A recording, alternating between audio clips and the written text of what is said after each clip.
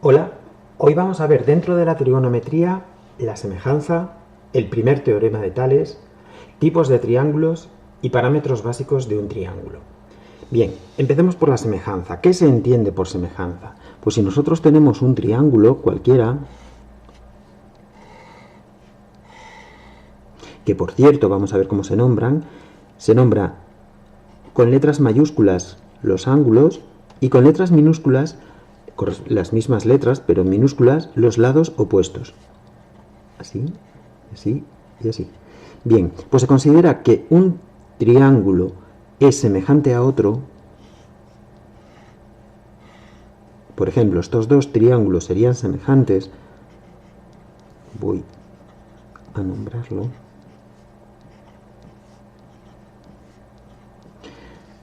Entonces este le vamos a llamar T y este T1. Pues T es semejante a T1 si los lados homólogos entre sí, su relación es siempre la misma. Por ejemplo, A partido por A1 es igual a B partido por B1. Fijémonos, A partido por A1, B partido por B1 son los lados homólogos, al igual C partido por C1. Bueno, pues si estas relaciones o razones se mantienen y además los ángulos homólogos son iguales, o sea, A igual a A1, B igual a B1 y C igual a C1, si se dan estas dos condiciones, se considera que los triángulos son semejantes. A partir de aquí vamos a presentar el teorema de Tales, en concreto el primer teorema. Bien, Tales lo que nos dice es, si trazamos dos semirrectas a partir de un punto común A y sobre ellas trazamos segmentos o rectas secantes a estas y paralelas entre sí, vamos a nombrar este punto A, este punto B, este punto C, entonces este B1, B2, B3, C1, C2, C3.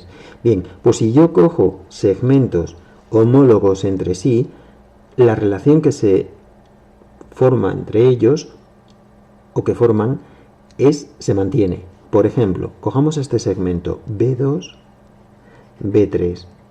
Pues si lo parto de C2, C3, esta razón es igual a la que forman B1, B2 con C1, C2, e igual a la que forma B con B1 y C con C1.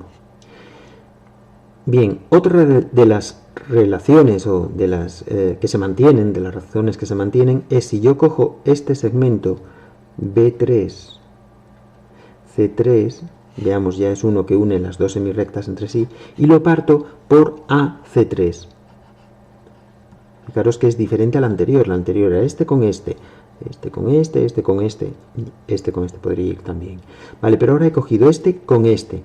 Bien, solo tener una precaución al hacer esta relación, hay que ir hasta el origen de la semirrecta. No podemos quedarnos a medias, no podemos aquí coger como segmento C2, C3.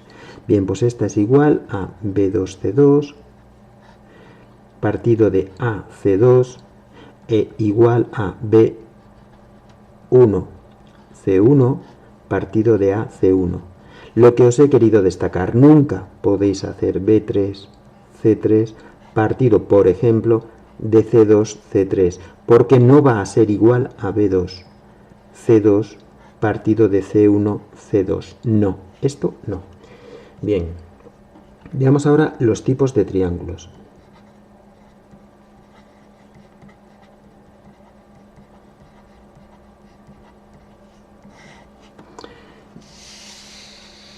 Bien, vamos a hacer dos clasificaciones. Una, según la relación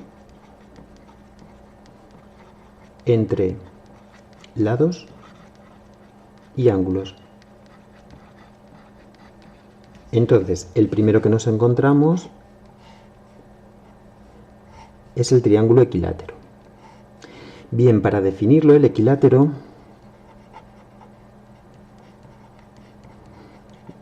voy a destacar una de las propiedades que cumple cualquier triángulo, que es que la suma de todos sus ángulos es siempre 180 grados. Perfecto. Resulta que en el equilátero, vamos a ver lados y ángulos que tienen iguales. Voy a ponerlos en esta fila. Bien, pues en este caso en el equilátero son los tres. El lado, si le llamamos L, pues será L, L y L. Y los ángulos son todos iguales. Como todos son iguales y tienen que sumar 180 grados, solo me queda que son todos ellos 60 grados. El siguiente tipo que tenemos, isósceles. Aquí hay dos ángulos iguales, que ya no tengo por qué poder definir, eso sí van a medir menos de 90 grados. Y dos lados iguales, este y este. Bien.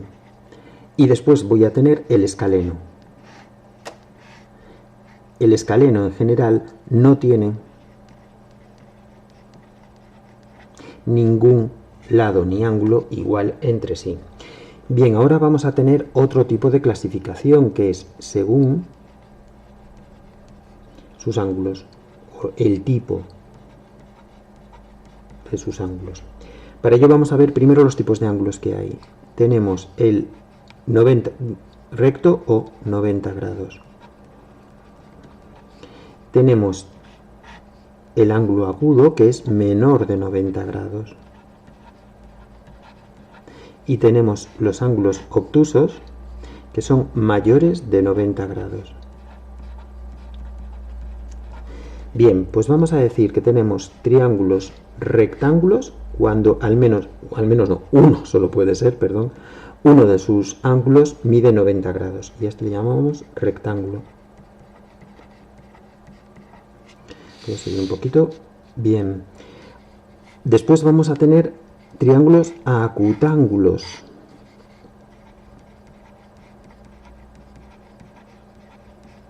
Porque ninguno es obtuso.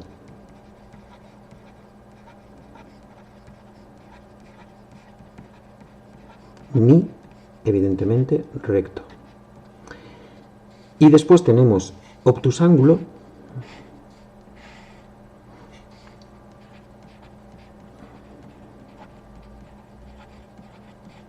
porque tiene uno obtuso.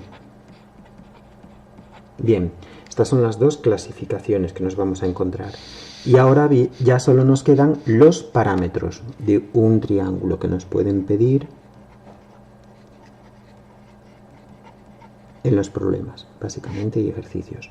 Bien, el primero es la altura. No me gusta decir la altura porque realmente cada triángulo tiene tres alturas diferentes. Para representarlas, y creo que las entendamos lo mejor posible, voy a recurrir a un triángulo, obtusángulo. Y creo que aquí lo podemos ver bien. Altura se define como la distancia o el segmento que une cada uno de los ángulos con el lado opuesto. Claro, como es la distancia, va a ser la distancia más corta, con lo cual tiene que ser perpendicular al lado opuesto. Con lo cual yo tengo que trazar una perpendicular que pase por el ángulo opuesto para cada lado.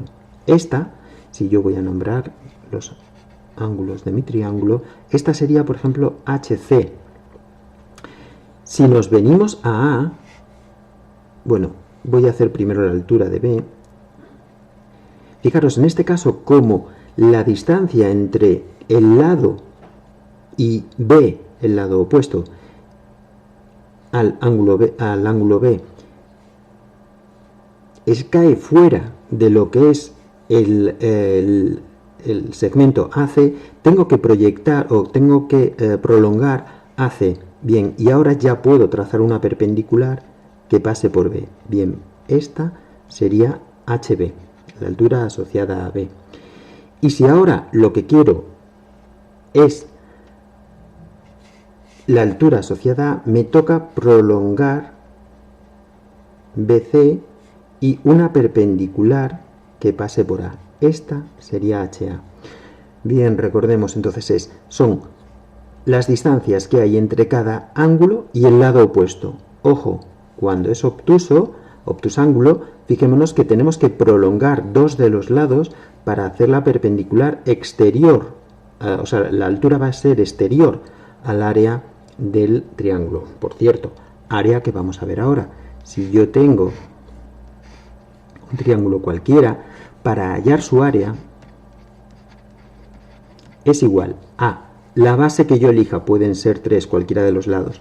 Imaginemos que esto es A, B y C, entonces este lado es B. En el que se apoya, pues será B por su altura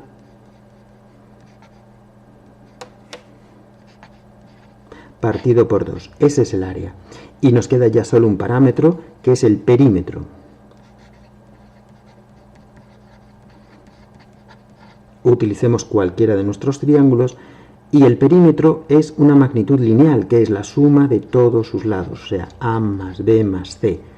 ¿Esto en qué se va a medir? Esto es superficie. Por ejemplo, metros cuadrados. ¿Esto qué es? Longitud, muy importante. Por ejemplo, metros. Muy bien, pues con esto hemos visto la clase de hoy y como sabéis, la documentación generada la subiré a albateaching.es y para cualquier cosa me tenéis disponible, tanto dudas como algún tema que queráis desarrolle. Un cordial saludo, hasta luego.